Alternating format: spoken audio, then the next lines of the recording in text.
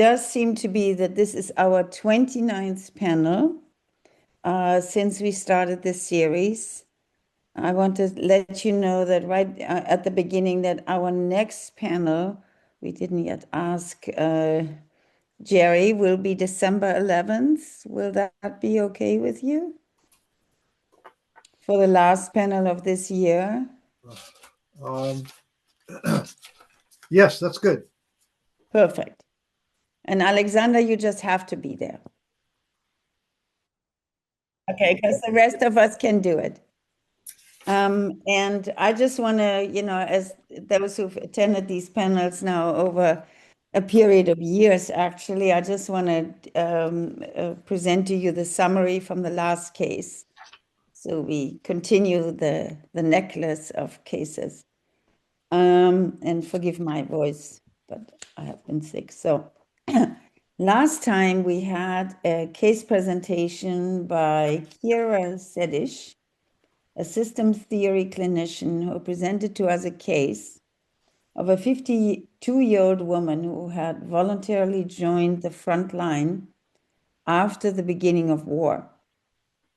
She was married, had a daughter, and worked as a dentist.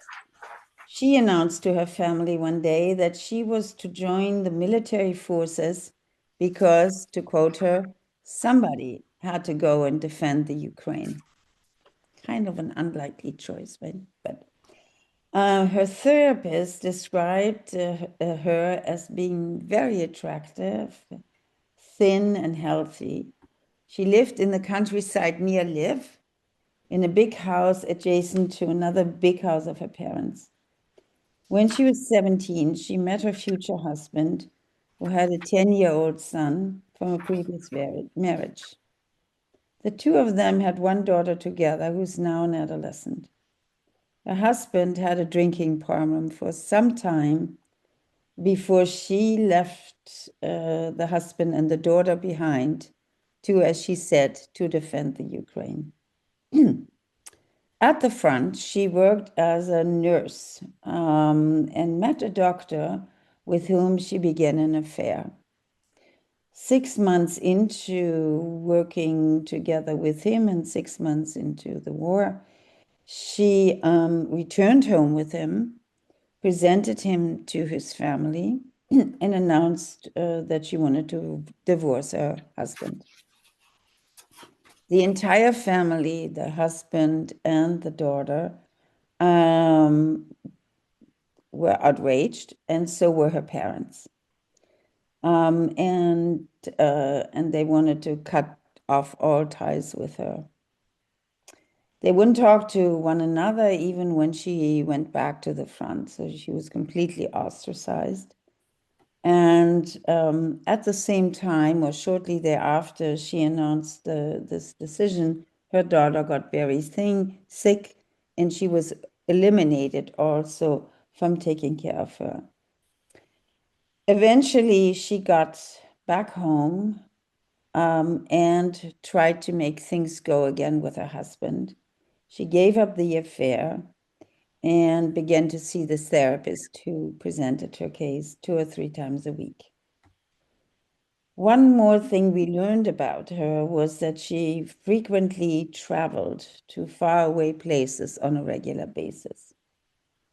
So after this presentation, we were not quite clear what the questions were for this therapist. We asked her, but it all seemed to be all nicely packaged up.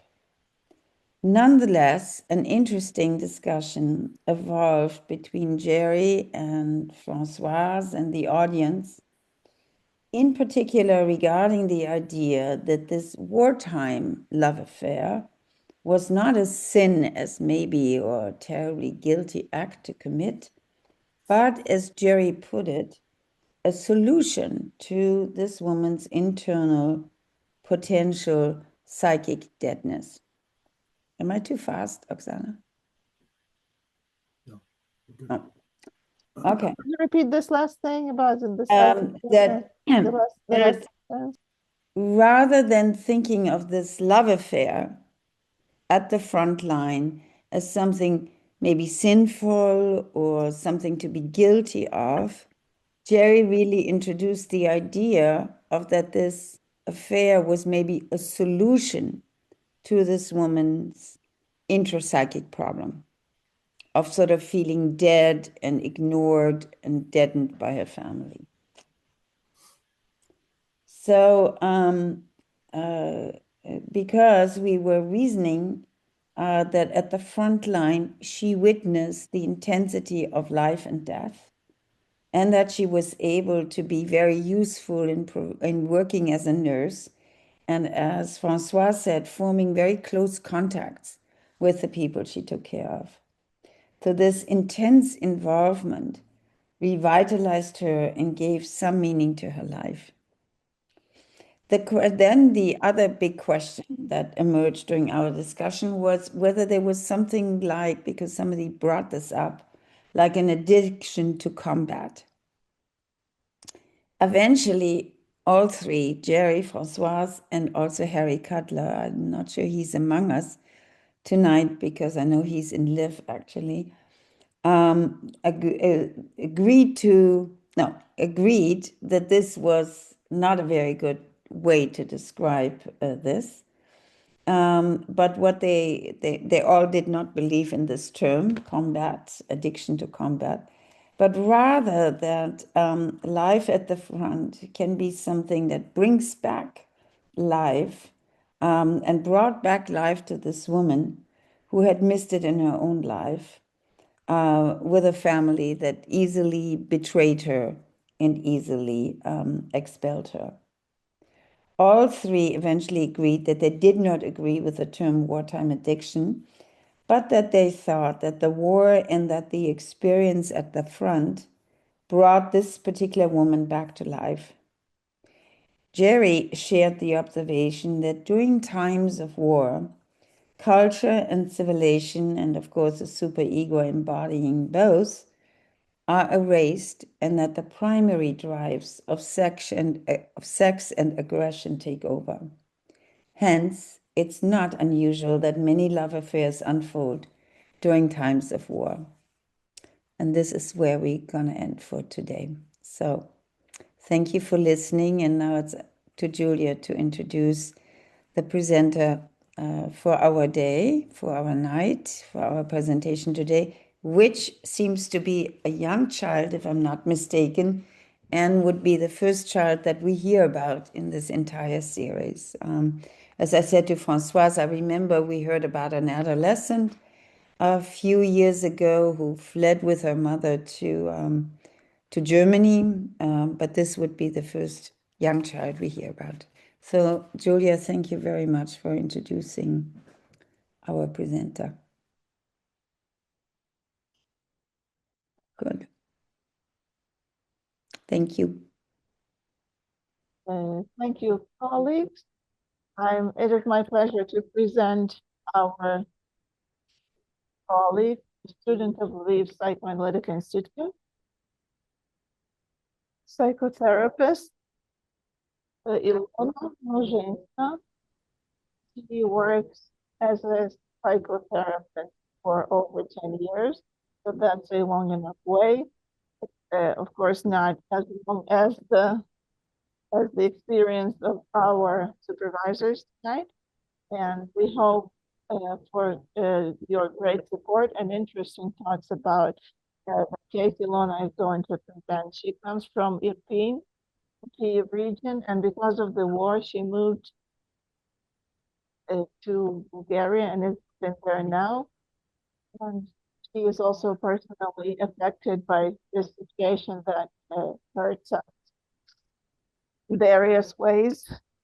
So please, Ilona, present the case of working with a child today. It's the first time. Oksana, we have Yes. a bit of a trouble, right, Françoise, as well, to hear you. You can't hear me? Now it's a bit better. Yeah, before No? it was difficult because, for instance, I did not understand where Really? Ilona is now living. In Bulgaria. In Bulgaria. Okay. Yes. Okay, this is better, right? Is it better for you, Françoise? Yes, but I did not Yeah. understand the beginning at all. Yeah. You didn't? Well, the presenter is psychotherapist, Ilona, and she is presenting her case of and with a child of. Can I start? Okay, I'm glad to present my work with this boy. He is 7. We've had 8 sessions online so far, and the mother requested help to help cope with the death of his father, who died in Ukraine recently while doing volunteer work. He would bring people from the occupied territory, also the dead bodies to be buried in Ukraine.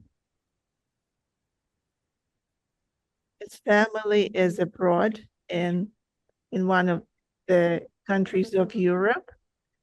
And the boy had a really close relationship with his father. He would talk to him every day, and the father would come visit with them every now and then.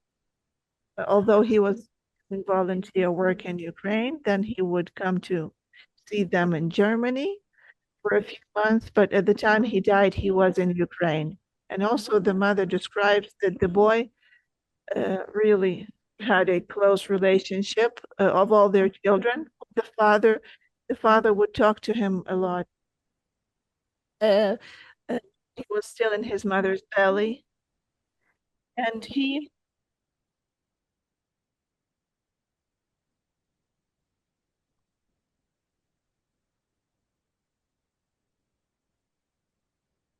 Alexander.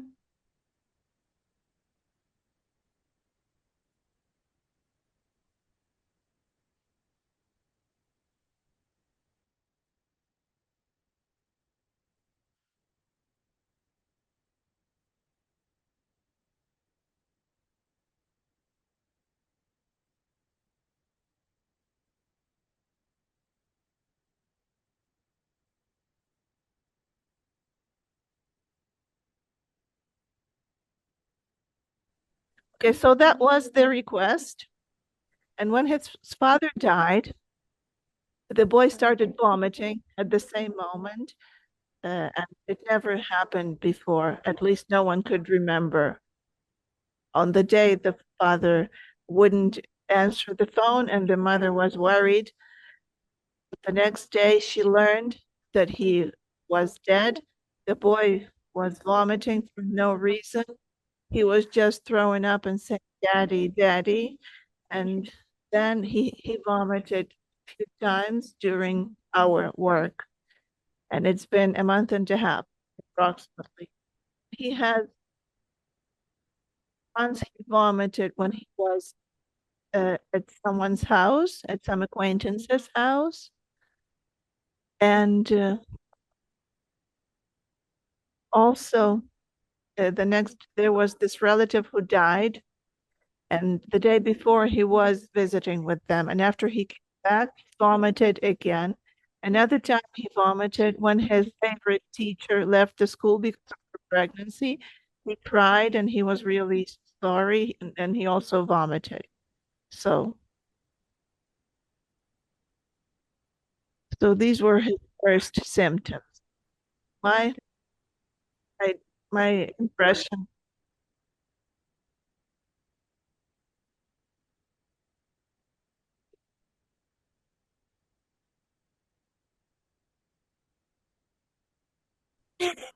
My impression was pleasant from working with the boy. When I first saw him, he is a nice looking boy with boyish features. He is really curious and interested in working. He asks me lots of questions about myself, where I am, and if I'm sad or not.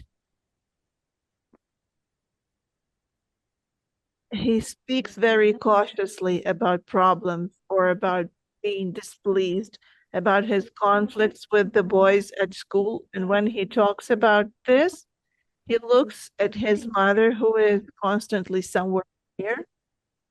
And then he speaks more softly and looks at his mother. And he would also look at me to see, to gauge my reaction. And he also said that not all things can be said at home. He also takes care of his mother. He buys her flowers now that the father died, and she's proud of him. She tells about her flowers just like his father used to do. When his mother went to Ukraine, he would call her and he would tell me, I called you, he says to his mother, and you didn't pick up. And she says, I couldn't. And he, in a very grown-up way, would say, well, I was worried about you. We also had parental sessions with the mother. She's a quiet and pleasant woman. She looks her age. She cries a lot when she talks about her husband. And the story she tells is very ideal and perfect. The way she describes their life while the father was still alive. And she can use very fancy expressions. She would say, we had an incredible family, and our child is just a really sunny child. Our love was incredible, and things like that. And when she has to speak about conflict, where she had to protect the family's boundaries, she sounds apologetic and she picks her words very carefully.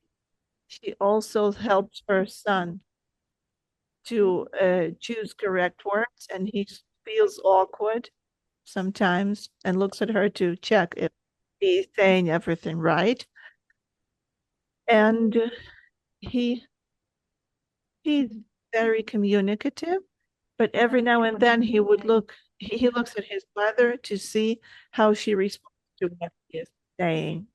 I have a lot of sympathy, a lot of compassion towards the boy, and it was really difficult to listen to the story of his father's death because the mother described it in detail. I had a lot of respect and gratitude towards the father in his service, the way he used to help people in the time of war. I also felt jealous when she was describing this perfect picture of their family, a really beautiful picture to be seen everywhere very often. I also annoyed at her being too perfect, and I kind of wanted to protect the boy from it because he has no place to be not perfect in life, according to the mother. Okay, they are a believing family, a Protestant family, and we don't have many churches like that in Ukraine. Protestantism is not very popular here. They come from the east of Ukraine, and at the start of the full-scale invasion, whole family, including grandmothers, to Germany. And over the past 2 years, his father would spend 6 months in a row in Ukraine volunteering. When it was a really complicated work, he would be put himself in danger, be exposed to shellings and bombings. He would evacuate civilians. So he started drinking alcohol in order to be able to sleep. That's how he would explain it to his wife. Please understand, I haven't slept for 3 days. Don't be grumpy about my drinking. She said she understood him, but at the same time, he was a pastor at a church, and our life was different. And that was not something our life was about, she says. When the parents would fight about the father's drinking, the boy was really worried and he tried to stop them from fighting. And the mother said, we didn't really fight, we just spoke in elevated voices. and she would try to stop her husband when she saw that he was having a really hard time. She suggested that he go see a psychologist. He just said and have some rest, but he just he would say that every mother has to bury her fallen son, so he just had to do this job. Okay. When Well, she got pregnant with the boy when she was 42, and she didn't plan that pregnancy. She even had toxicosis already, but she had no idea she was pregnant, and she had a really hard pregnancy, and there was a threat of a miscarriage, and she had to lie down for basically 7 months. She moved little, and she was really annoyed by the light and the sound. And at that moment, she just learned to tune out. And so these were states that I don't know how to call them. But sometimes she says that, for example, she needed to study a new language, and she would just tune out and not hear what the teacher was saying. And this first started, she was pregnant with the boy. When I wanted to know something peculiar about his first years of life, she didn't tell me anything. She said that everyone loved him, everything was fine, the husband was helping out a lot. When the full-scale invasion started, he was 3, so they moved to this new country. At first, they tried to put him in a kindergarten, but he would cry.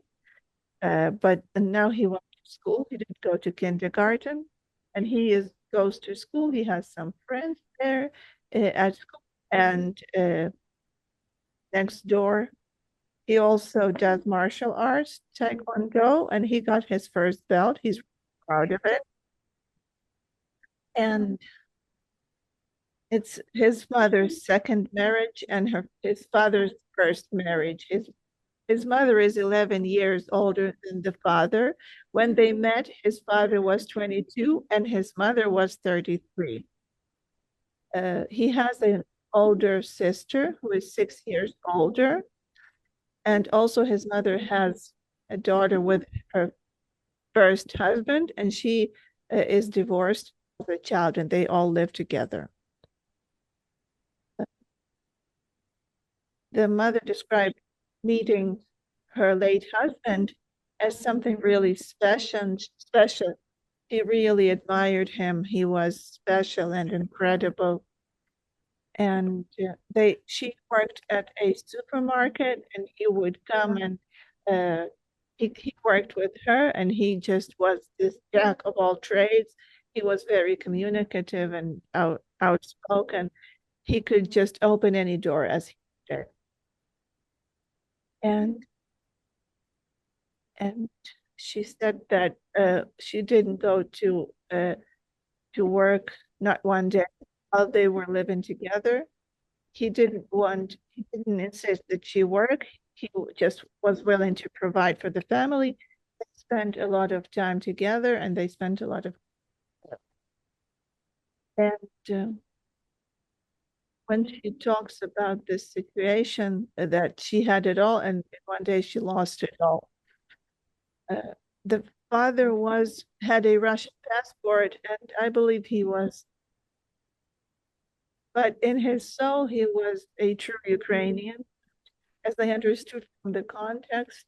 That's why he was helping people a lot, because he felt this need to be helping the country and the people. Sana, I don't understand anymore. It goes two on the same track very fast, and I cannot see the different paragraphs, if I may say so. Could you come back a little?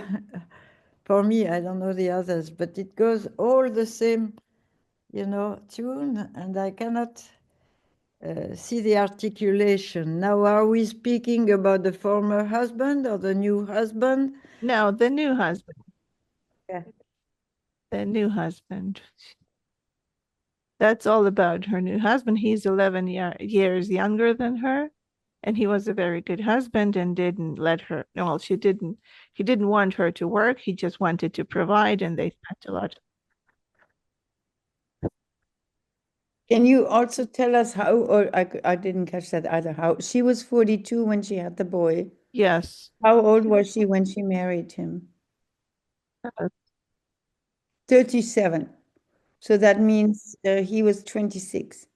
And she had already other children before He with had a, yeah. Yes, she had a daughter with her first husband. She has a child of her own. She's an adult. And he has an older sister with the same father. She is 6 years older than him, the patient. The little 7-year-old boy has a sister who's Yeah, so she's 13 probably, right? Oh. Yes, he is 7 and she is 13. His sister is 13. Great, thank you.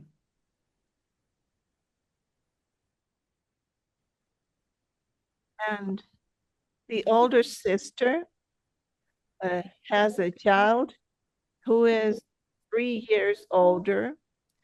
So she's basically his niece, but she is 3 years older than the boy, and they all live together now in Germany.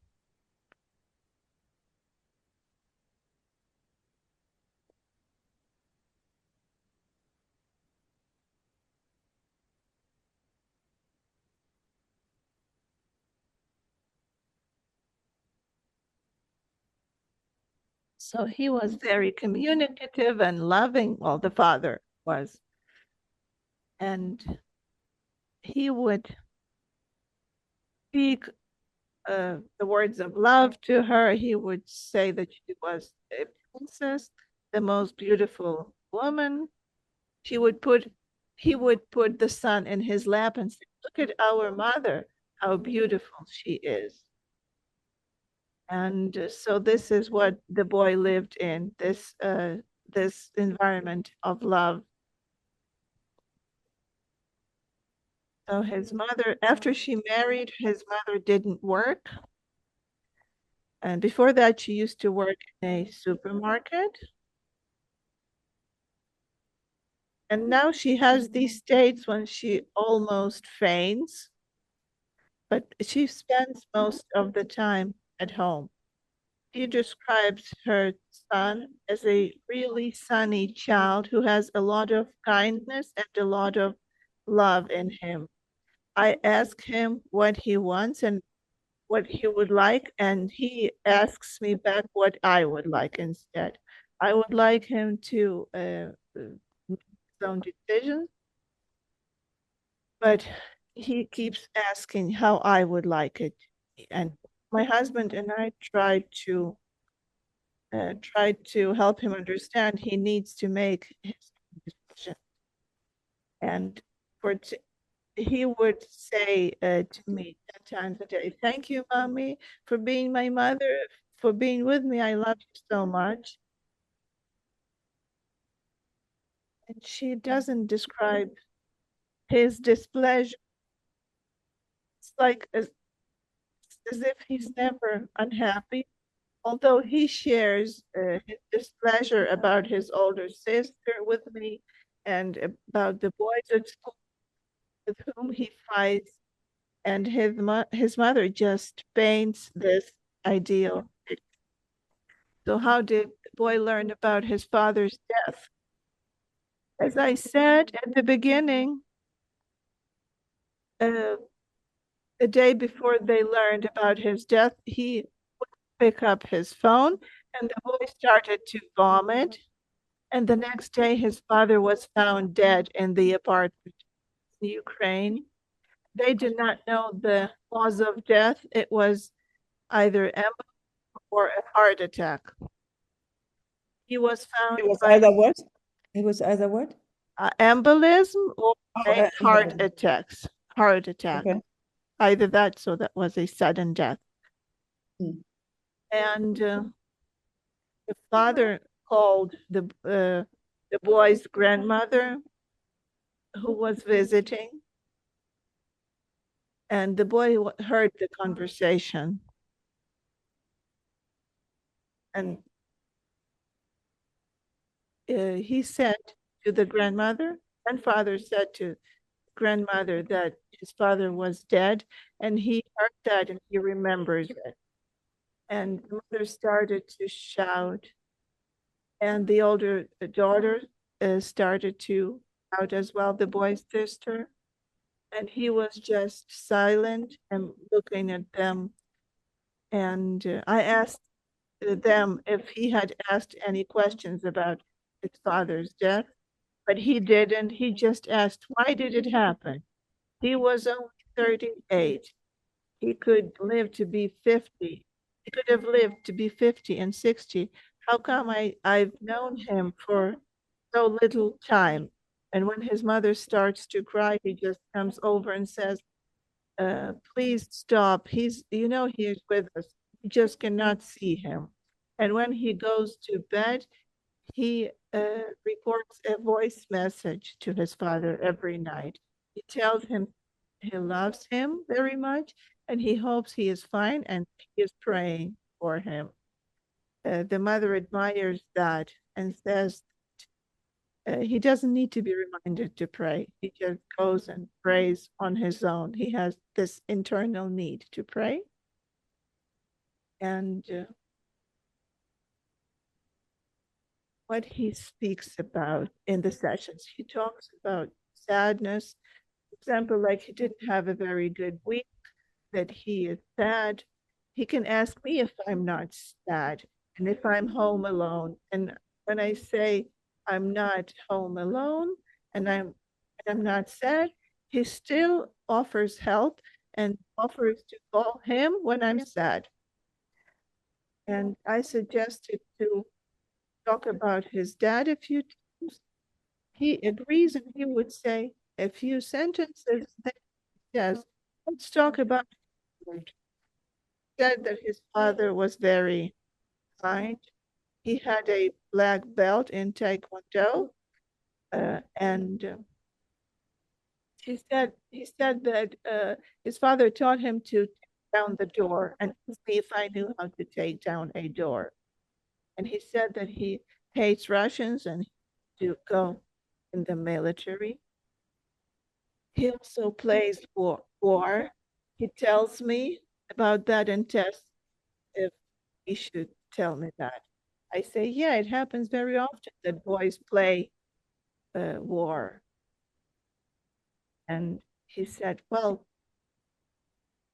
he speaks about his father that he hopes to meet him someday in another life. He also told me a lot about his teacher who left the school to go and have a baby. And he described his state, that he was very sad when she left. He cried, and he also vomited, just like when his father died. I asked him about the teacher. Maybe he was hurt, but they had such nice relationship, but she left the school. Well, excuse me, why did the sister leave? I did not understand. No, that was the teacher from school. The teacher the she teacher. liked. She went and she left school because she had a maternity leave to have a baby. So he was sad about it.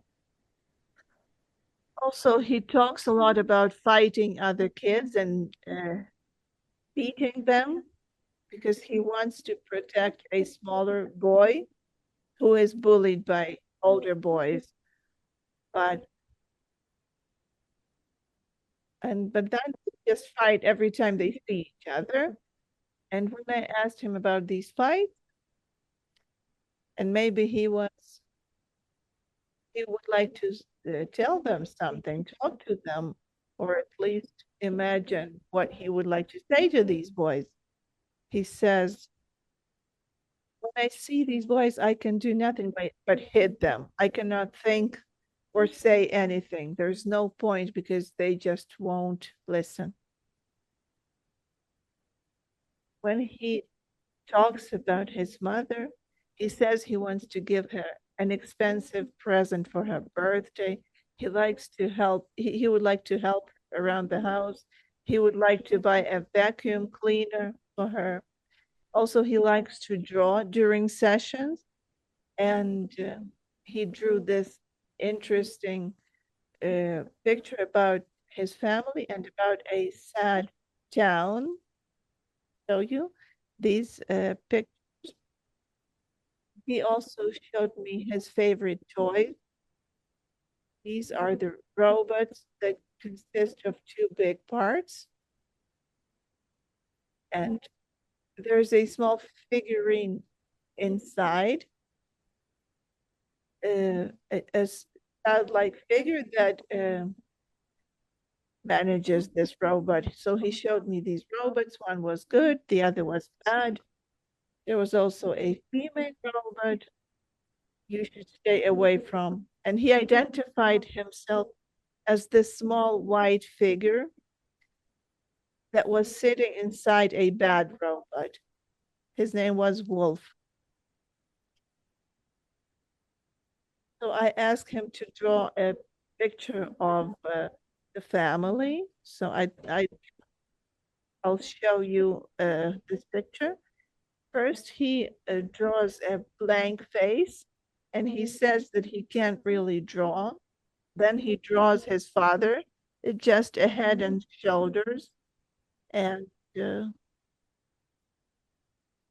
he realizes that he should draw the family, so he drew himself and the parents, and the mother asks him if he hasn't forgotten his sister. So he adds his sister to the picture, and then he draws cloud and grass. I'll try to share my screen if that is possible to show you the picture.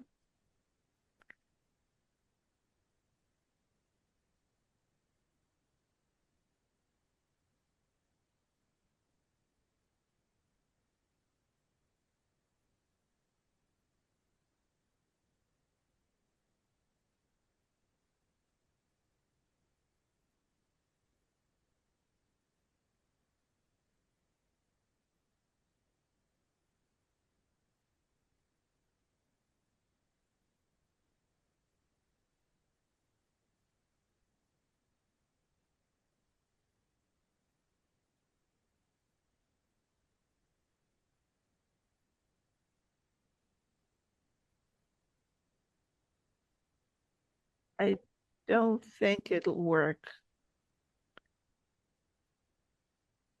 Can you see my screen? Yes. Some flowers. Yeah. Ah, yeah. Yeah. So this is the blank face of his mother. This is his father and his family, the entire family.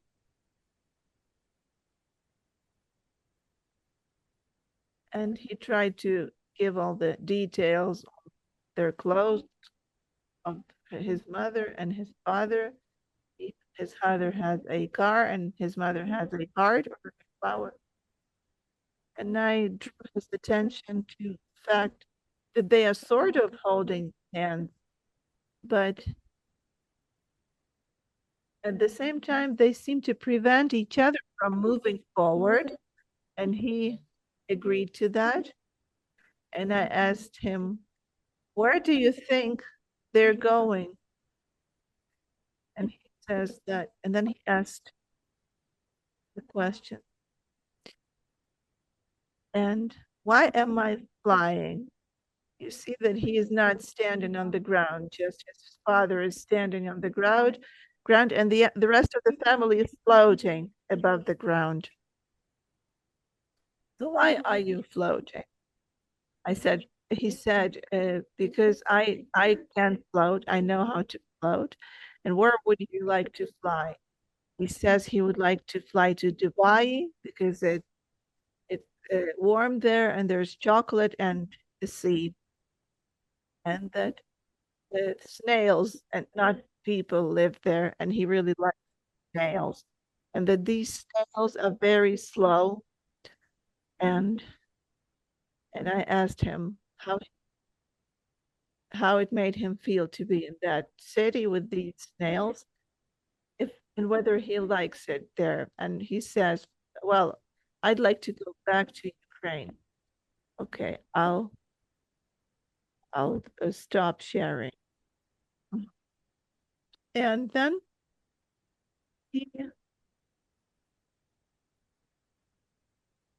I asked him what he remembered about Ukraine, and he said that it was really great in Ukraine. There's a lot of kids to play with, but maybe not that many kids. There's many left, and some of them are in heaven already. And so I reflect this back that yes, that's true, and that's very sad. And I asked him if it makes him sad, and he says yes, but I hope that Ukraine will prevail. And he asks whose side I'm on. I say, of course, Ukraine. I'm Ukrainian. He starts saying that he hates Russia, he hates the war, and shows me the robot, this Wolff robot. And I asked him what he was thinking about Ukraine, and he said that probably no one is left, everyone went abroad. And in Dubai, everything is fine and it's raining. And he says, why is everything like this? Why all other countries are fine, nobody did them, and this happened to us. And I asked him, perhaps you would like to go not to Dubai, but to the pre-war Ukraine? And he says, yes. And so I related this situation to how he described the fights with these boys, how he was not protecting himself. He was scolded at school. Maybe you should think how to defend yourself better, I said to him. And he says, probably I'm thinking about it, but I don't know how to do it yet. He shows me his glasses and tells me that he started wearing these glasses after the full-scale invasion started. And I say, perhaps sometimes we lose sight if it's hard for us to believe our eyes. Maybe it's hard for you to know the fact that there's war. And he says, yes, my father was fighting this. He was protecting the people. And after that, he would pout, go like this. And he says that this makes him feel young. And he said, do you know I had these really plump cheeks when I was small? And I say, yeah, you have big swollen cheeks now. And he continues pouting. And it's the end of the session. I ask him how he feels. And he says, I feel calm. And he started asking me about myself and and there's another drawing that one he called the sad town. I'll share it too. I didn't ask him to draw this. He drew it right after the family drawing. And there are people going somewhere. I was asking about their spirit, and he said it wasn't really fun there. And there are crosses on the cars, and he explained this was because they were race cars and now people are going for a celebration, but I don't want to go celebrate because I want my dad. And maybe it looks like a funeral procession in some ways. Okay, let me share it.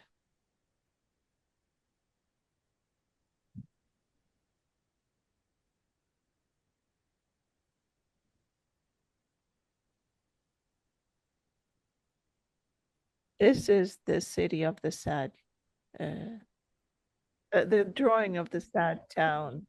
The cars going somewhere. And these three men, one of them is his dad, and two others are his friend. But then he said that this little man on the right is me, is himself.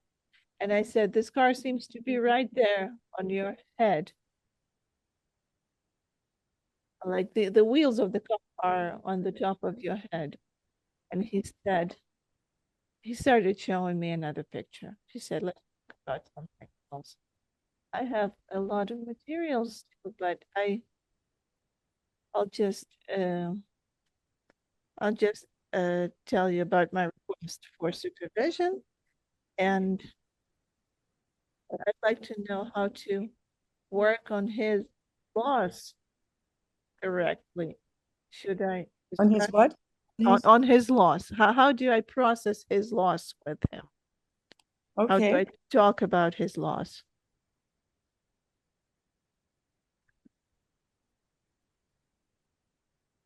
And should I help him to become able to speak about this, or wait it out until he is able to do it on his own?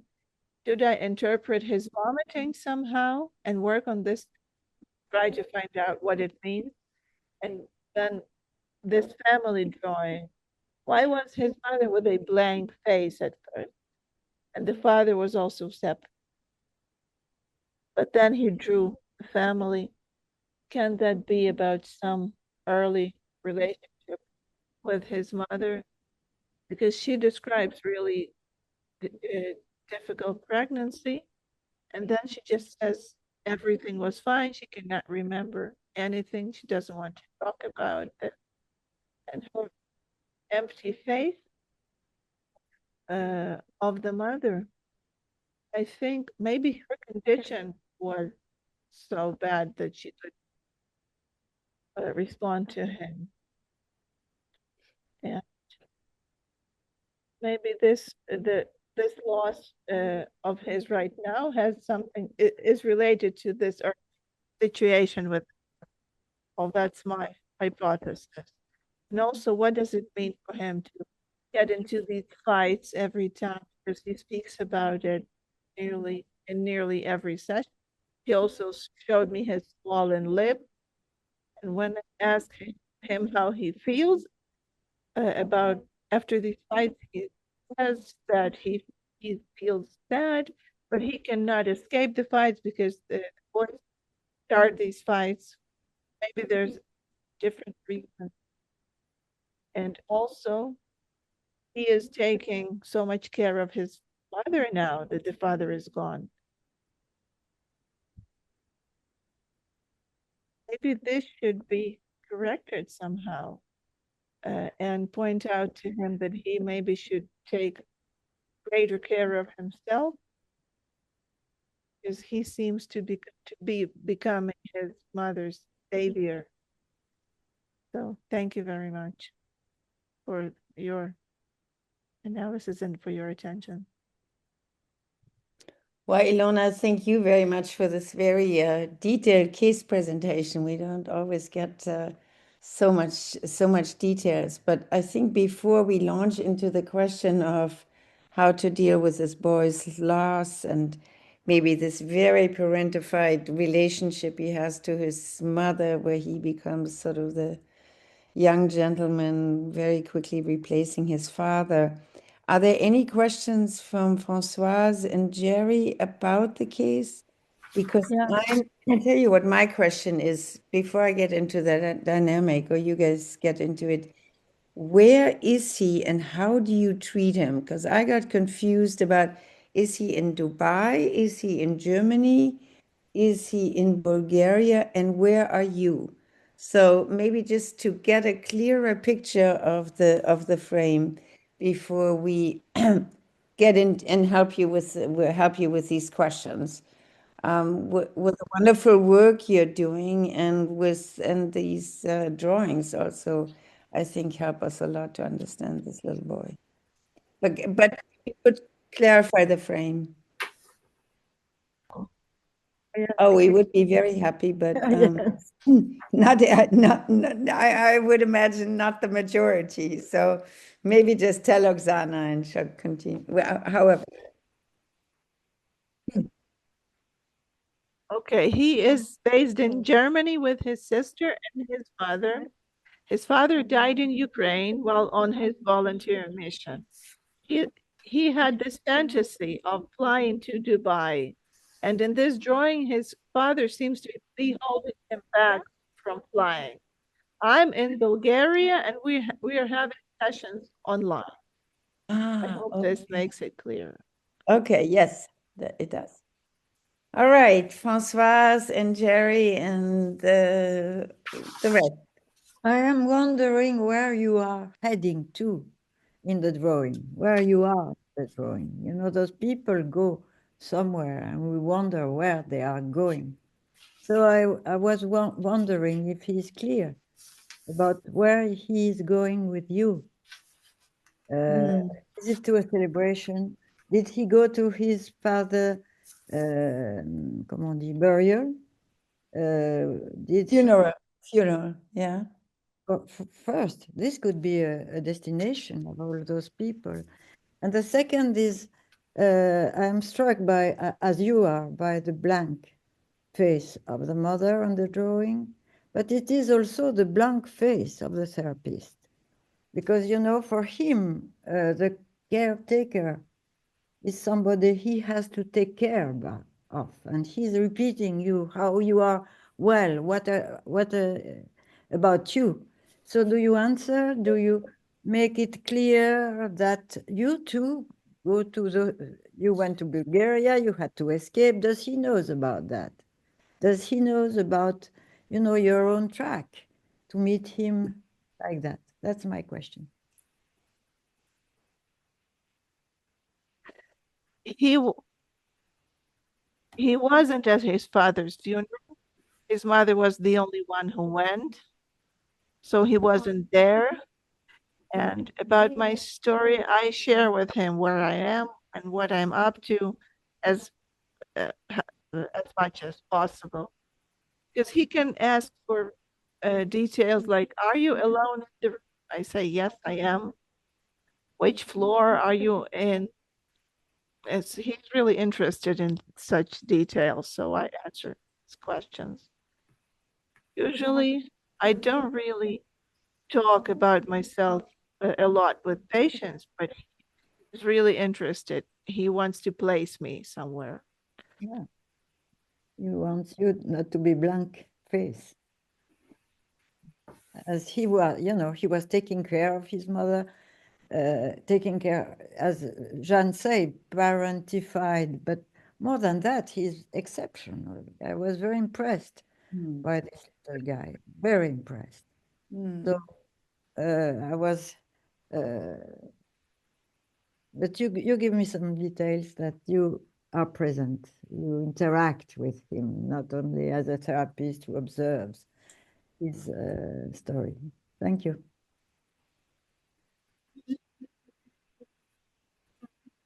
Yeah, we play with just percentage fragments, but he actually shares a lot about events in his life, and we try to even play interactively with his voice through the screen. And I think that I believe I exist in, well, for him. And one last question.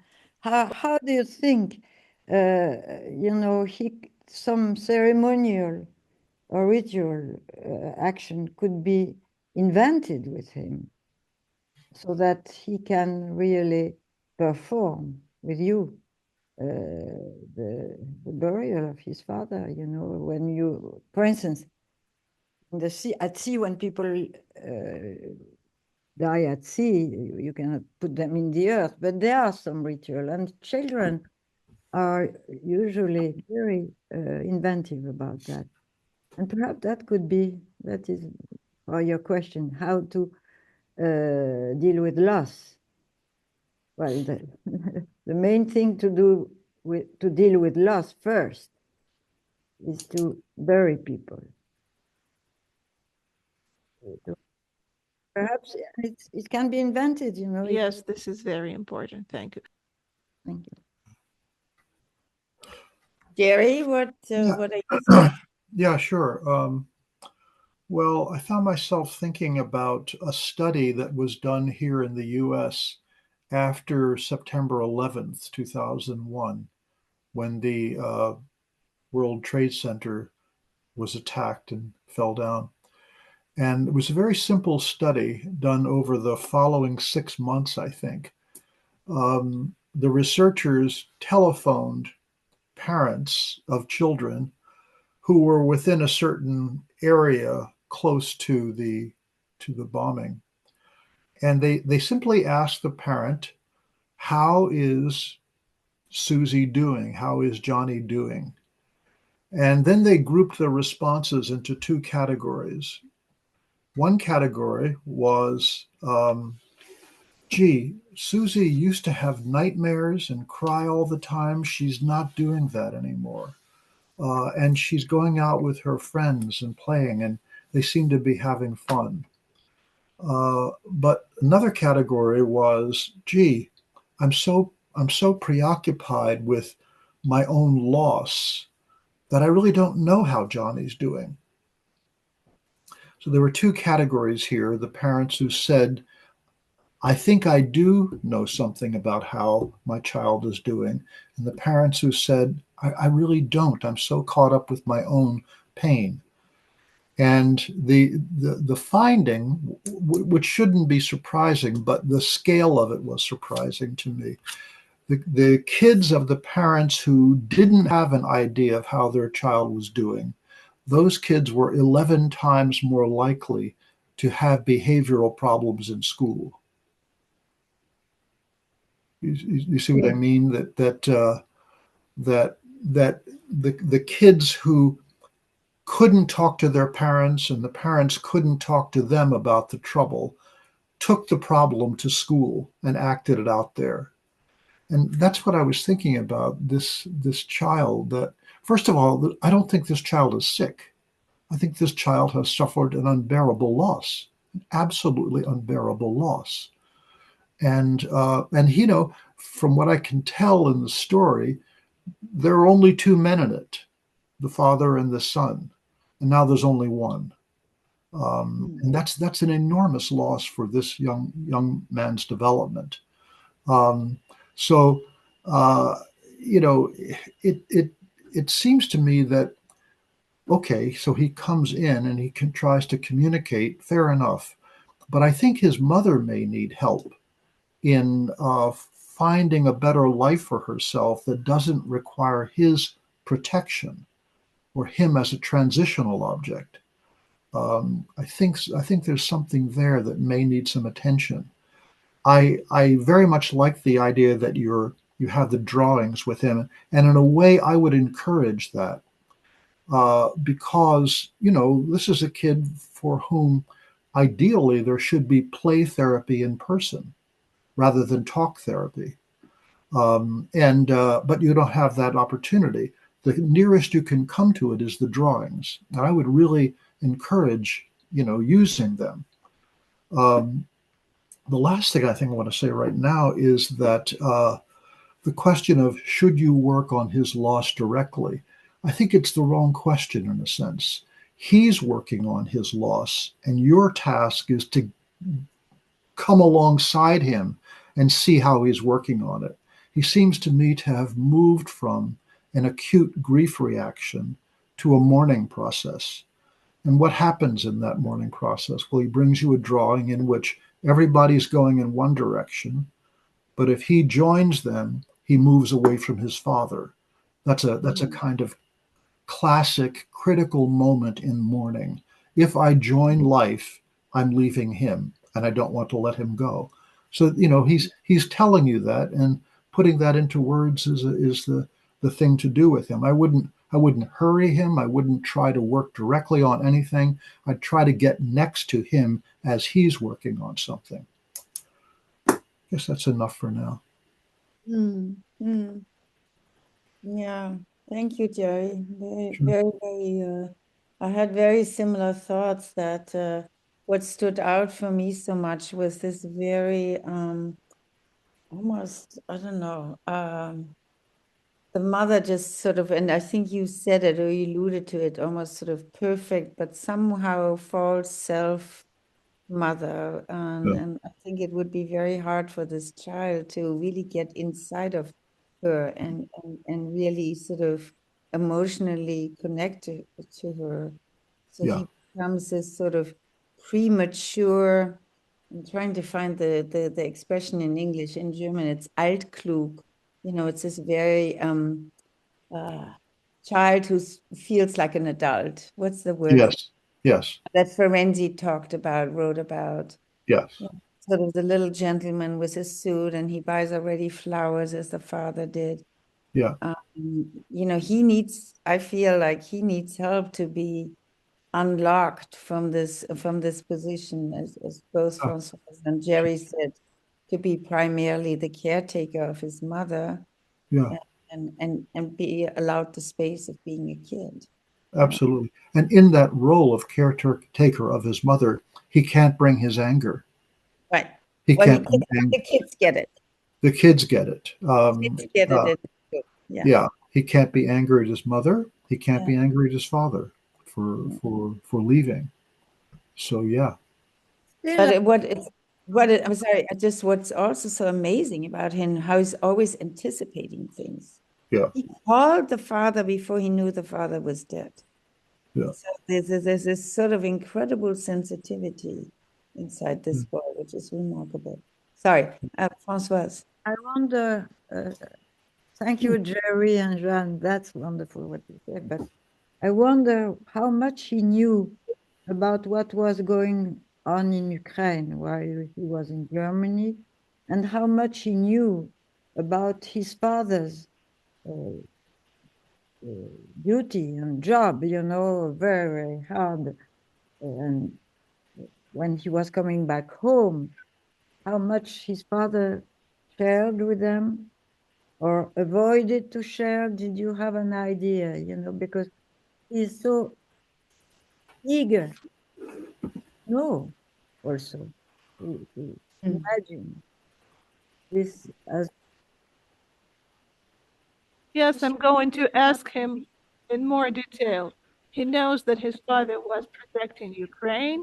He knows there's a war going on, but he didn't know exactly what. He knew he was doing something, but he probably doesn't know that in detail. So, and I feel that he would like to know this. Exactly, because as Jerry says, it's not to push on the loss and the loss, but what was the life of his father? You know, Yeah.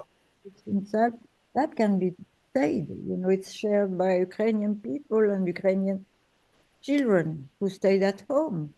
So it makes him part of a community, which the exile in Germany cut a little cut. So perhaps he wants also to be part of Ukrainian children who go through that through his father activity. Françoise, you know, I found myself struck by one phrase that the father used, which was mothers need to know that their dead sons have been buried. Yeah. That's his mission. That was his mission. Mhm. And I found that a striking statement. I wondered if there was some story in his own life behind that, Yeah. and you know, just how to unpack that. Yeah. I missed that sentence. What did he say? Mothers need to know that their dead sons have been buried. Okay.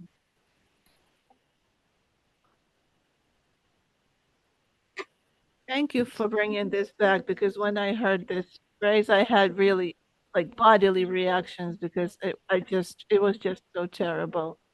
Because it wasn't,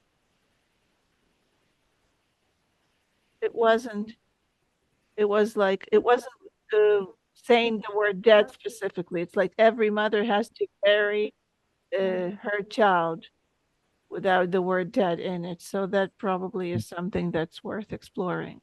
Uh huh.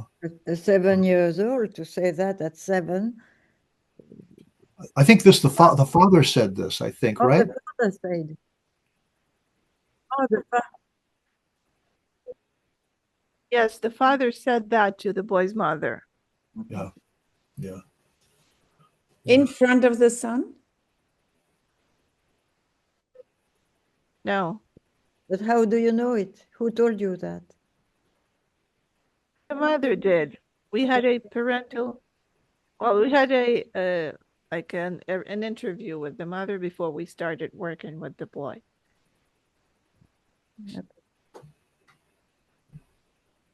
Yeah, but I think, Jerry, you allude to something interesting as well, is what was the father's story? You know, he was Russian.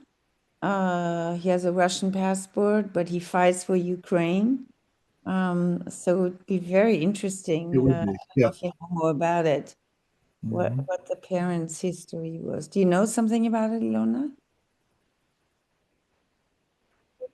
I come from the same town this family comes from, so it's this place is on the border with Russia, and there are people. Well, there used to live these people who had Russian citizenship, but they could have they were living in Ukraine for many years.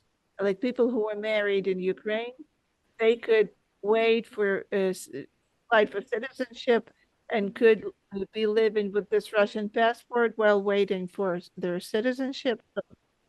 And what exactly was his story, I don't really know, but I can assume it was something like this because it was a sitter on the border with Russia, and he was married to Ukrainian, so probably they were waiting for him to get Ukrainian citizenship because the procedure is very long and complicated. That may answer Françoise Davoine's question of where were they going? You know, that was your first question, Françoise, from the picture. You know, with being close to the border, which direction are they going? Another question, because I was also born on the border. What were there problems in the city or the villages between people who were not not neutral, but going on the side of the Russians or on the side of the, it was a big choice. So was it a problem in that moment? We had the same problem, not really.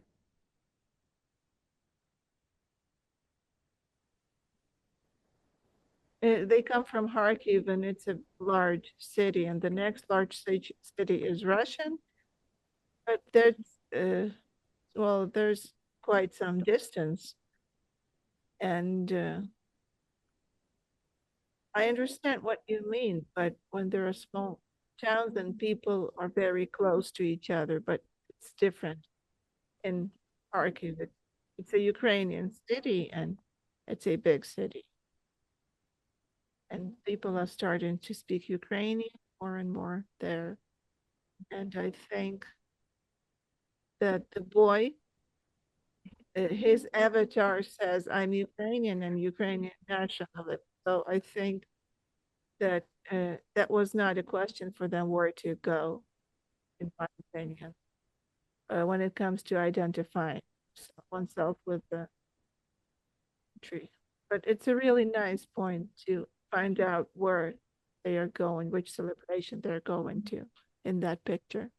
And the father, Okay.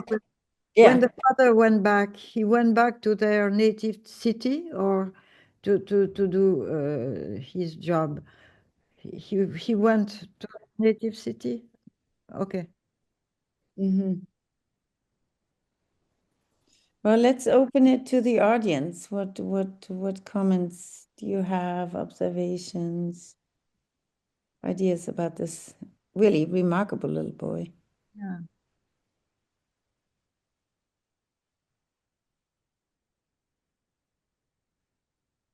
Michael. Thank you. Very detailed case and very moving. And well, distressing. I too was struck by the fact that, and the question really, having his father having died not on the battlefield, but under other circumstances, the question of whether mourning is possible for this boy and his mother, because as a child, um, the, the mourning process, I think, needs to be facilitated for the lost parent, needs to be facilitated by the surviving parent. And it's unclear to me if where mother is at, which may be another meaning of the blank face, where mother is at in terms of fully acknowledging and accepting the death of her husband, of the boy's father, um, which I think would be required before she can help him mourn. And I think perhaps some of your confusion about where you're located or situated may relate to where is, in his mind, is his mother situated in this process. He seems to be receiving the, let's say, unconscious signal that his job is role reversal, which is a disaster for children. To say parentified, I think, is true and also more gentle than what Bowlby teaches us about actual role reversal, which is quite destructive to children. And so I was impressed by this boy's wish, not wish, his action to buy his mother flowers, his wish to buy her expensive presents, a vacuum cleaner. He's quite sensitive, and I think the signal for role reversal is quite subtle and nuanced, but that's what it made me think about. And so I just returned to that question of, and I don't know the answer, but what is the best way to help his mother accept and acknowledge this loss so that she can help the child? And I realized, sorry, my final question, did they receive his body after his death and bury? Was there a burial or did something else happen?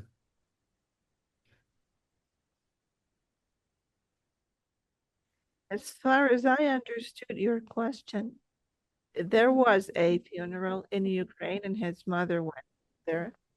She was the only person there besides her husband's parents, the boy's paternal grandparents. And of course, he died in Ukraine and the body was there to bury. It was not in the occupied territory. He would travel a lot. He slept little and he died in his apartment, so they were able to bury him. Did the boy attend the funeral or? No. No, just the mother and the father's parents. No, he stayed behind in Germany. She didn't bring him. One question, how does he fare in the German schools? He speaks German? How is he doing at school? With not only drawings, but stories of imagination, with another culture. He speaks a little German. He even showed in the sessions his German skills. And they have this adjustment class for Ukrainians who are given intense training, intense course in Germany, and they live in this sort of Ukrainian village, and their neighbors are Ukrainians, and they all go to school together. So he goes to the second grade, and he studies in German. He has a friend who is German speaking. What city is he in Germany? I don't really know.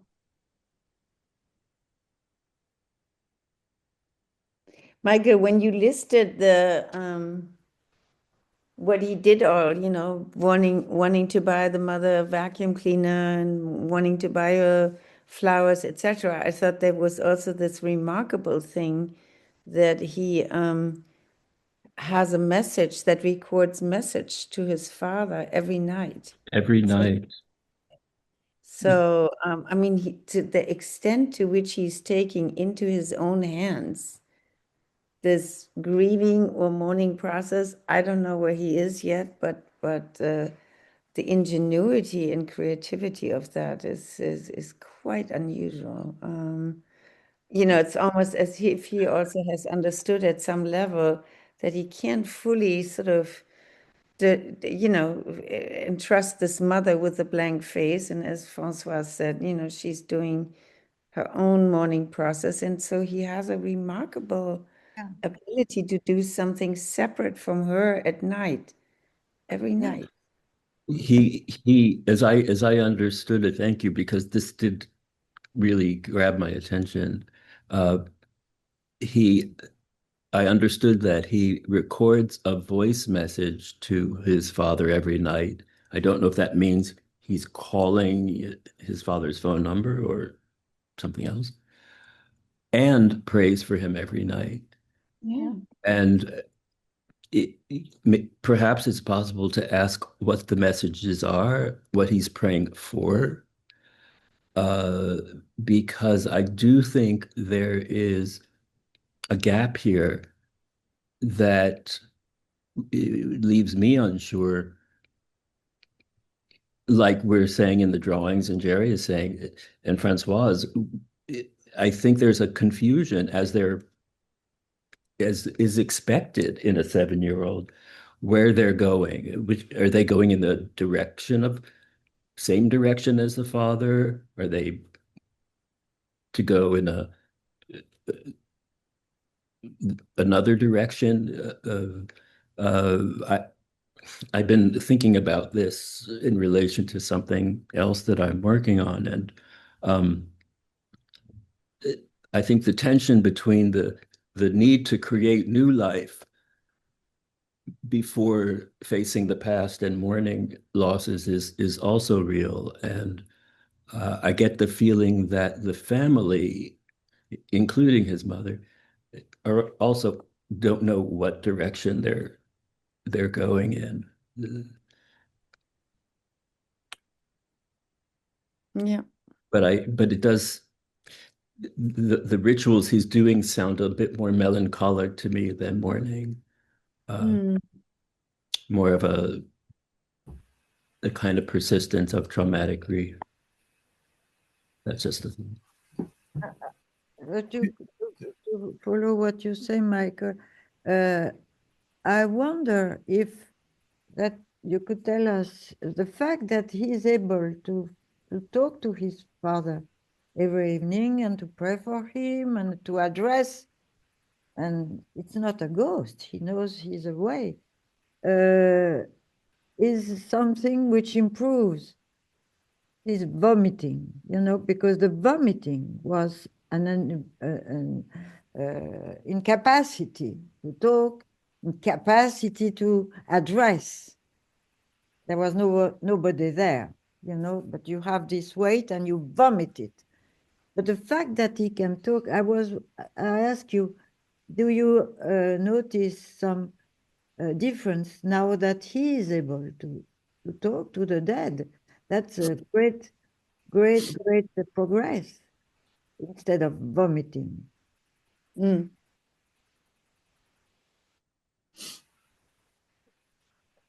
Yes, that's really interesting. Thank you. One thing I can say is I know he records these messages on the messengers on Telegram or Viber, and it's like, how are you doing? We're going to see each other soon. I'm praying for you. And if I understand correctly, the messages to his dad is better than vomiting. Is that right? Is that I did not understand. What could you tell us? So him messaging his father is better than vomiting. Yeah. Right? Yeah, I'm trying to find the connection between these things. because it goes through the same way, from the gut to outside. So, vomiting is the undigested weight that he has to carry for everybody, and addressed to his father is completely different. He tell stories to his father? He can, it's completely different. So I just have to say something historical. To speak to the dead is something which happened only in the 12th century. Purgatory was invented in the 12th century, because before Christianity forbid people to talk to the dead because they were fearing that they would become pagan again. They would go to their ancient beliefs where you talk to the dead easily. So it was a progress. And you were allowed to talk to the dead. At that time, it was called the purgatory and so on. So it's a cathartic way to talk to the dead. It's not ghostly or it's soothing for him, I'm sure. The vomiting is completely the opposite. Something that cannot be processed, cannot be addressed. There is no other when you vomit. Yeah, I to join that, Françoise, I think the vomiting is a symptom of an acute grief reaction. Mhm.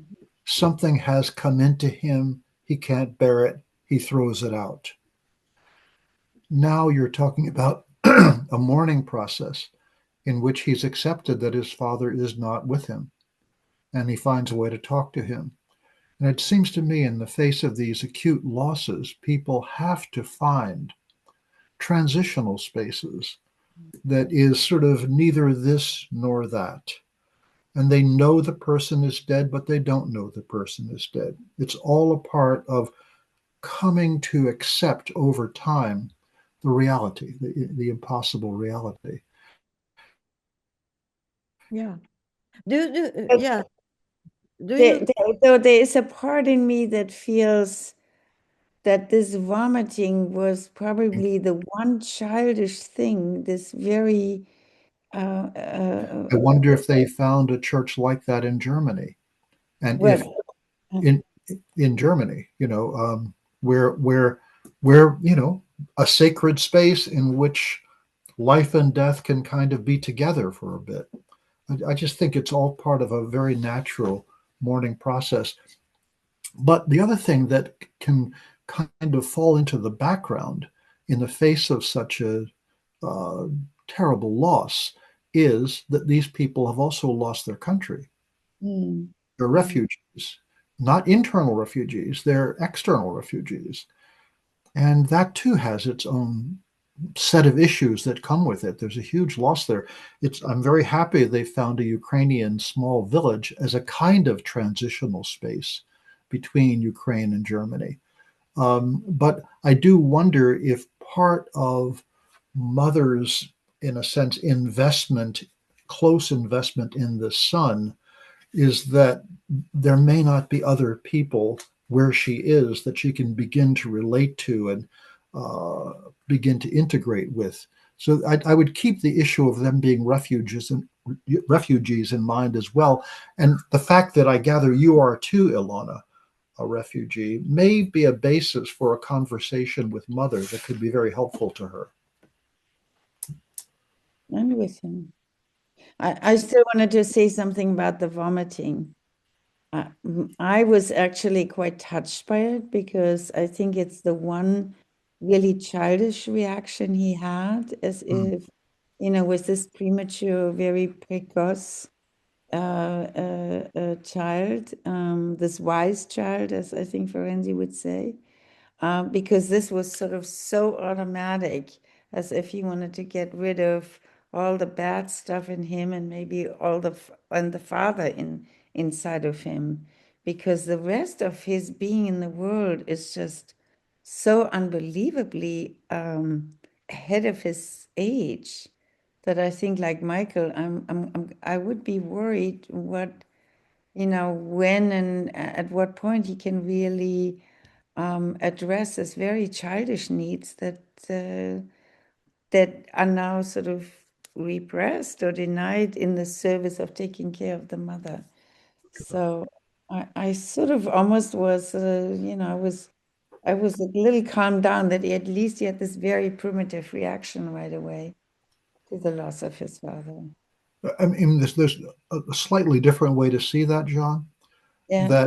That with the loss of his father, he has become more identified with his father. Yeah. Which in a sense can be a kind of protection against drifting back into mother's realm. Yeah. Except the identification with his father is replacement and role replacement. With his mother,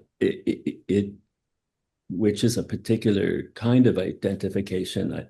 I think Jeanne and I are something's resonating between us. The vomiting, of course, also refers to something he can't stomach, right? He can't stomach the loss of the death of his father. And I was very moved by his protest to, I think, his mother when he says, he was so young, he died at 38, which is extremely young. And this isn't right. This isn't fair. He could have lived even a little longer because I only knew him for a short time. I mean, I don't know 7-year-olds who talk this way or who can talk this way where I live, but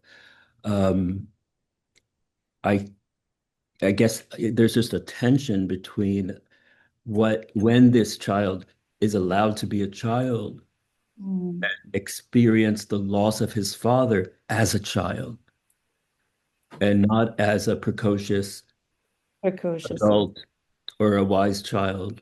Thanks, Jeanne, for reminding us of Ferenczi's phrase. And, mothers need to know about that their dead sons are buried. And you answered my question before, but I also thought boys need to know that their fathers are buried. And he wasn't present. Maybe he was too young to go, but it seems that's maybe a question in the air as well. When his messages include, "I'll see you soon," it certainly can be a transitional activity that's going on.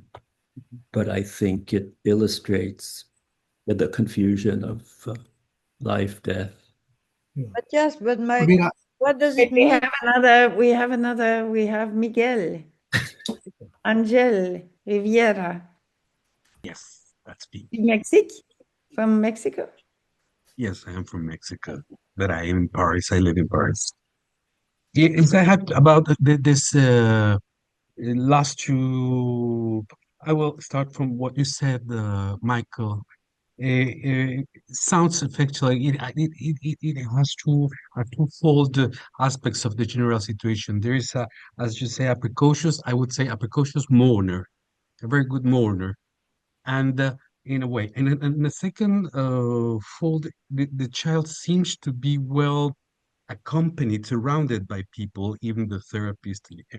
He seems to be well surrounded, but I cannot avoid feeling that there is a lack of something. There is an empty space that is not being brought into the question. And I wonder, the thing is that psychologically, the resources are there. But the thing is that it seems to me that in the cases of loss by death of a dear person or a father, sometimes words and psychological work, it's not enough, it seems to me. And some actions actions, real actions, 3D actions must be realized.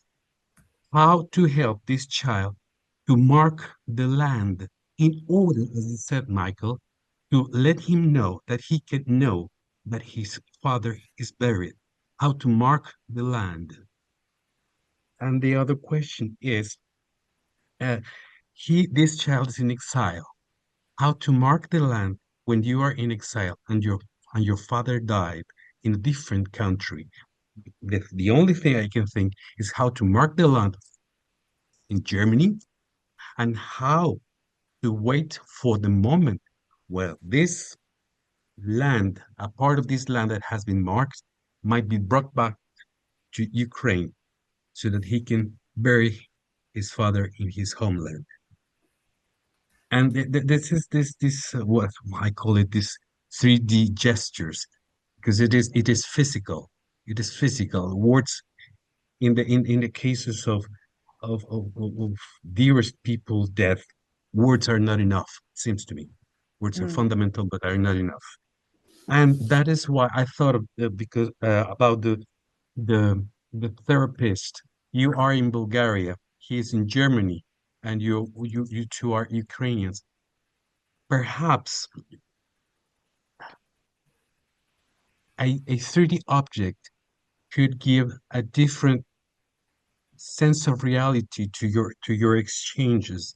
I thought of a postcard, what you call it, postcard with the images of the countries. Maps, No, Miguel. no, postcard, like souvenirs, postcards with, in order that he sees that it is not only virtual, that it is real with a stamp by the mail Here's post. something. Yeah, because he's able to draw. Well, that's good. But that is a child's way of processing, of thinking. But a postcard is something that's coming from you that perhaps will help you to make you real and not only virtual. Not only an empty face, but something that he can touch, he can sense, other than visually through a screen. Uh, That's very well, much along what Françoise said, right? To find a way, a ritual of a burial goes in that direction, right? But also, I think, even if he's small, geography, because he's out of nowhere at the level of a 7 years old, as you say, where are the lands? The lands are not abstractions. You are in Bulgaria. What is Bulgaria? Ukraine, Germany, and I think we were looking for plays, play with those lands, with the, it's feasible, I think. I don't know what you think, but I would say you're right, the land, and the land of the dead. And to touch something, because the postcards are close to the messages, right? But you can touch them, so and he can receive them. He can receive touch them, actual objects from you you. can smell it, and through the Yeah, time, it it's a will good idea. deteriorate. So the time will be imprinted Right, on it. the written word. Yeah, good. Other reactions, other voices, other comments? Well, in the same direction, but in a kind of more ordinary trajectory of action in this young man's life, he's going to develop later on a father hunger, as the I forget who coined that phrase, and it will be filled to some degree by a coach, by a teacher, by an uncle. And I'd be very interested in what men enter his life and what kind of connection he has with them. That will happen ideally sooner than later.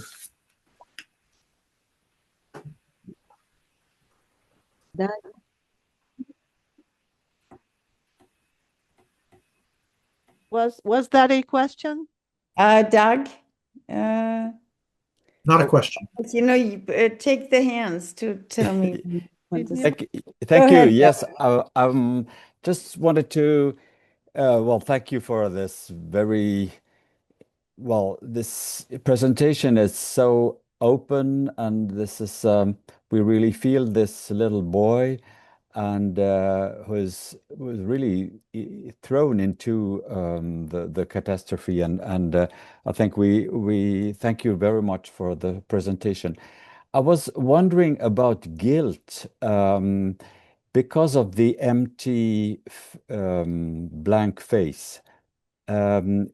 Is he really allowed to ask all the questions he wants to ask? Because this young man, he's very curious and he's interested in you, but I think he's probably also very interested in what happened to his mother before she met his father, because there is some kind of idealized father who is taking all the space in the first drawing.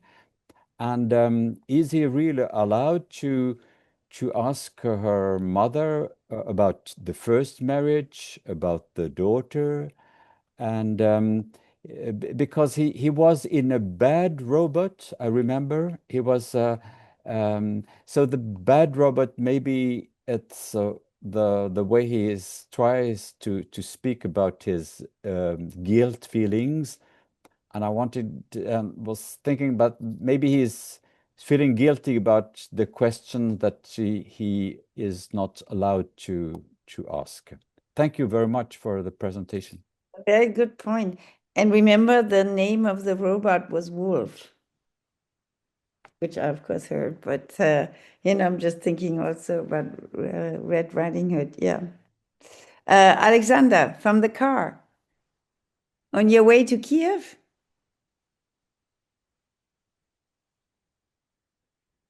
No, I just stopped to say a few words. Good. I was just listening very attentively, and that's a really touching situation. This boy is really grown up, a really wise child, but I think that outside of the framework of this discussion, I don't even know if this question should be touched. There are two topics. One is something that is worth paying attention to, in my opinion, that there's the therapists and the fact that they are outside of Ukraine because of the war, and it's no accident he has this avatar that he is a Ukrainian nationalist and he says he hates Russia. And he can only do that emotionally because he does not understand what hate is yet. And the topic of the war is not present in the conversation as I take it. And I'm asking myself, but I guess I'm asking all of us whether it's worth discussing with a child, because this is something that just slipped here. The nostalgia, this desire to go somewhere, to Dubai or whatever. But Ilona also pointed out that it could be Ukraine. So maybe he wants to return to the pre-war Ukraine. And everyone who is abroad dreams of going back to Ukraine when everything is fine. And the third thing is maybe I wonder if he wants, in all psychoanalytic cases, I try to find some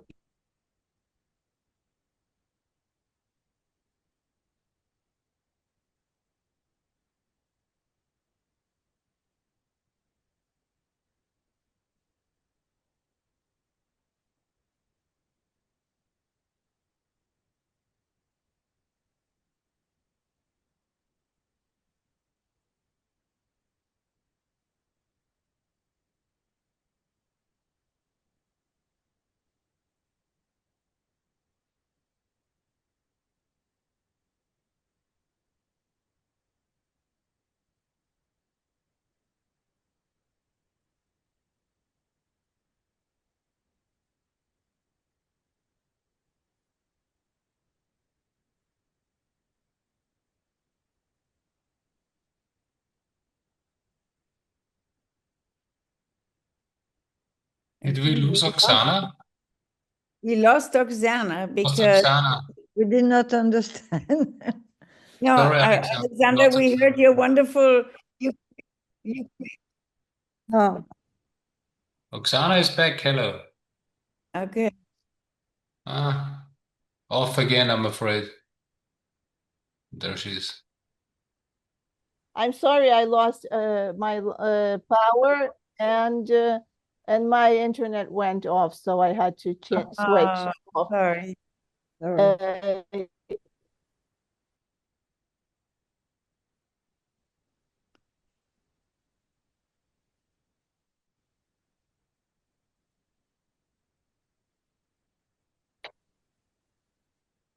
Wait, Alexander, let's wait. Is Oksana here? Oksana is frozen. Wait, Alexander. Am I frozen? No, I think I'm back. Am I back? Now Okay. you're back, I think. Okay, I don't see you, but that's okay. Yeah, I'm here. I'm Great. back. I can hear you. Ну, повторіть. Третій момент. Ото ви сказали про війну, а третій момент, що там? Про едипальний. Після того мене відробили.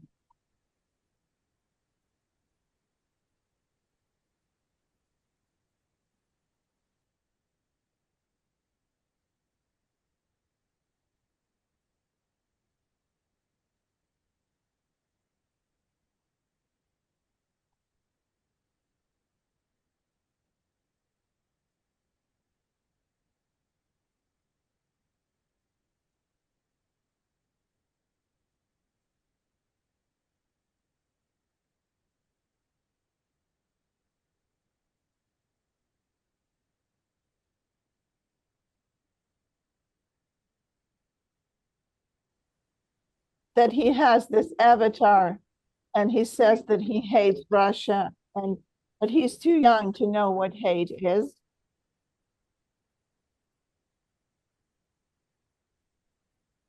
He also says he is sorry that he cannot talk to his father. And here, probably he doesn't know what he's talking about to his father yet, because he has not been through this ritual transition with his father. He has not experienced it fully, how to be a man. He hasn't learned from his father to be a man. So he identifies directly with his father. But also, he chooses this path of a hero because he gets into fights. He knows how to take a door down. So one robot is good, another one is bad, and he picks the bad one. And I think it's some kind of a childish preparation, this path of a hero, but where can this path lead him?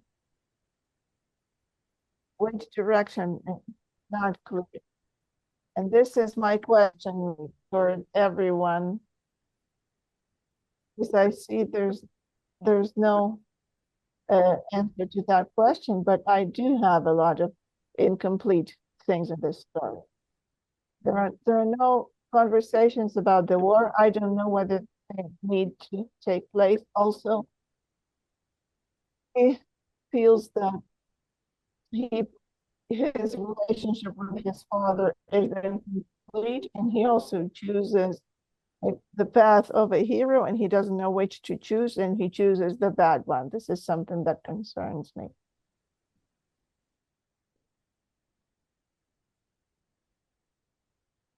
So let's hear Miguel again, and then when we have to slowly wind down, because I think it would be also good to hear from Ilana with all these responses you got. Miguel. Yes, I'm sorry. Just one more. Regarding that, the question of exile, perhaps it will help the child to know that her therapist is as well in exile in a different culture. Well, that's something I wanted to complement the things I said before. There's one more thing. This child, in a certain moment, says he hates Russians or Russia, but that expression, well, children hate, first, I have to say. But that expression sounds to me sort of mythological explanation, which does not necessarily help a further understanding of things. And this child is lost his father under in the spectrum of war, under the shadow of war. Perhaps it would be helpful to him to get real information, geopolitical information, in his level, expressed in his level of comprehension in the words for children, but that would help him to understand that there is something that is going on that has a reality that is different from only mythical or legendary events. I don't know if I'm clear what I'm saying. Well, that's what I have to say. Mm-hmm. Well, it might also be confusing to him to say that. I agree with you that I think he's old enough to feel hate.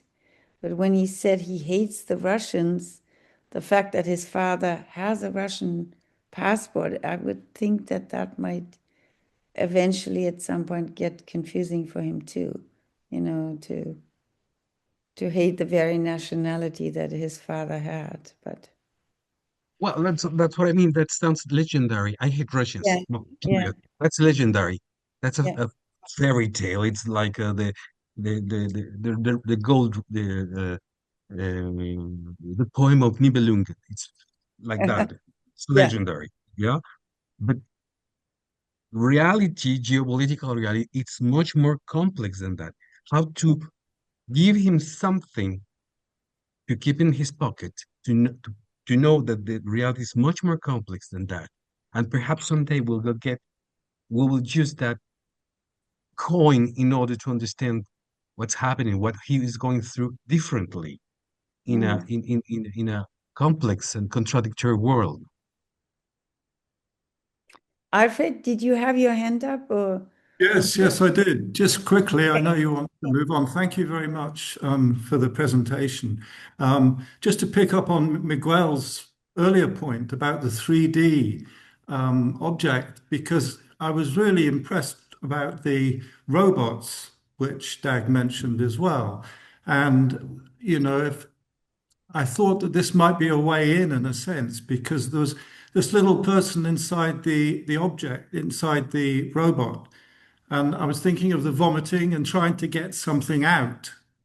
And I wondered if perhaps going back to speaking to the child about what the robots are for him might give him something to speak about. And I also felt that I was also struck by the faceless mother, and I was very curious to know what the mother's history was, if to know what had happened to her, and because of her strong behavior, and if you want to go back to history, what's going on in Ukraine and what have you, but you know, what was her history? Is that relevant? Was there something significant there for her? Thank you. That was all. Thank you, Alfred. Ilona, quite a few questions came up. Do you want to speak to them? Thank you very much. And about the questions, I tried to maybe answer some of them. Well, the story of his mother, he knows that story up, well, to a certain extent. He knows her mother had another husband and that he is dead. He said that my older sister's father is also dead. I'm having a hard time hearing you again. Yeah, the father, he knows that his mother's first husband is also dead. He said that his older sister's father is also dead. Oh, wow. So the father, whether the fathers get buried, that phrase. Тобто батьків ховають, так? батьків ховається фраза теж. Okay.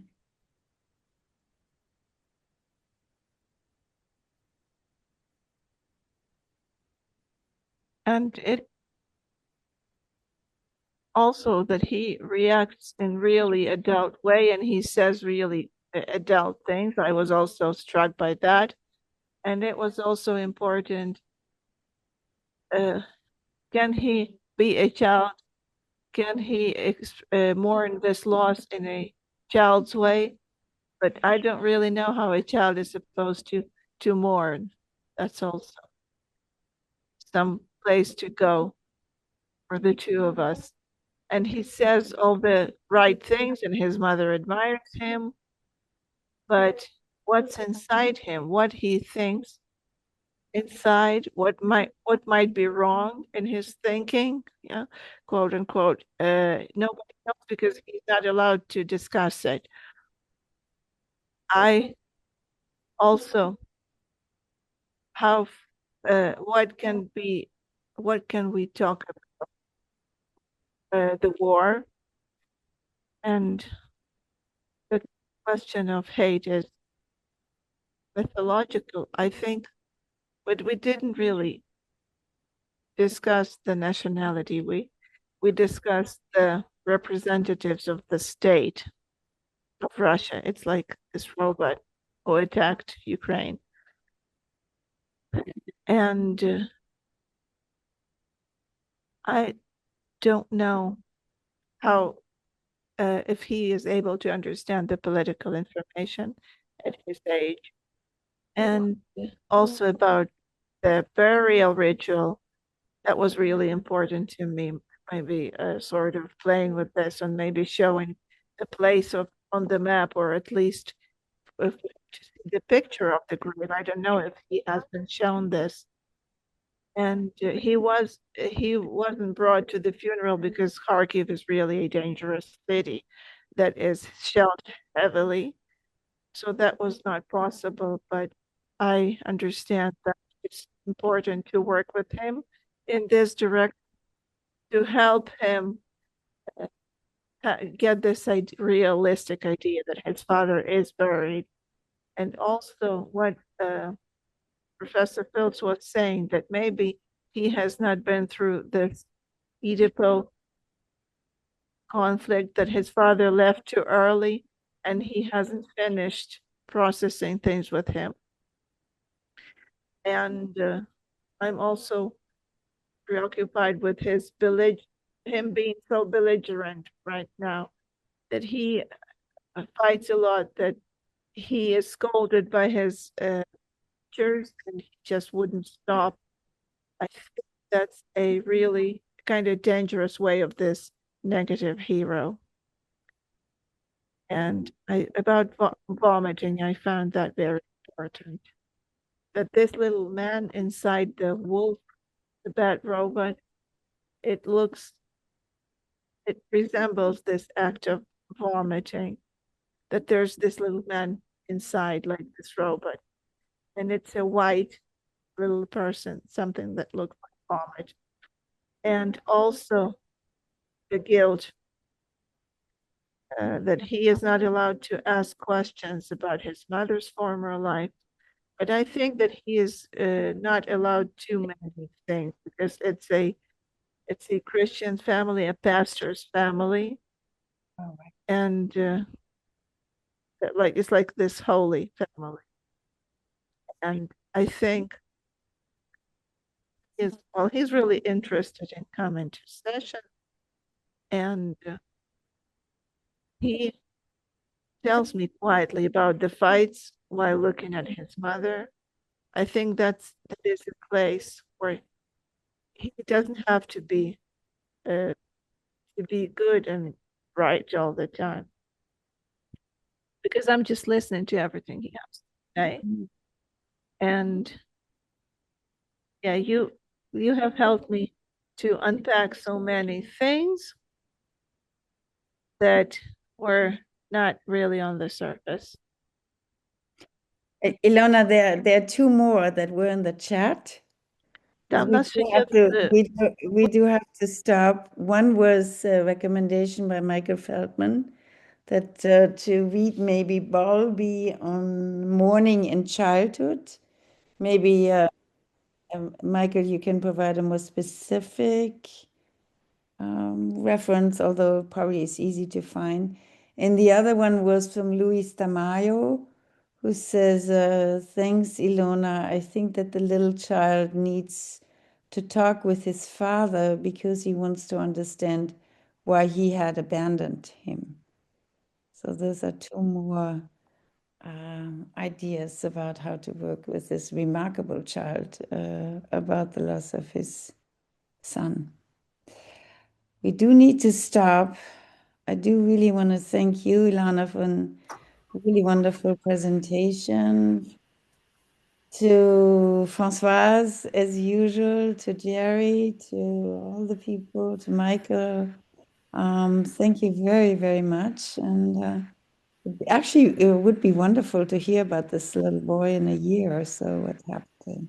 And the hearts go up. So just to remind you that we will meet again for this last time this year on December 11th.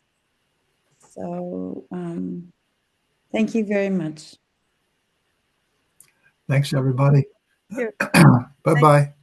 Bye. Thank you, Ilona. Thank you. Thank you. Bye-bye. Bye-bye, Oksana. And thank you, Oksana. How could I have missed you?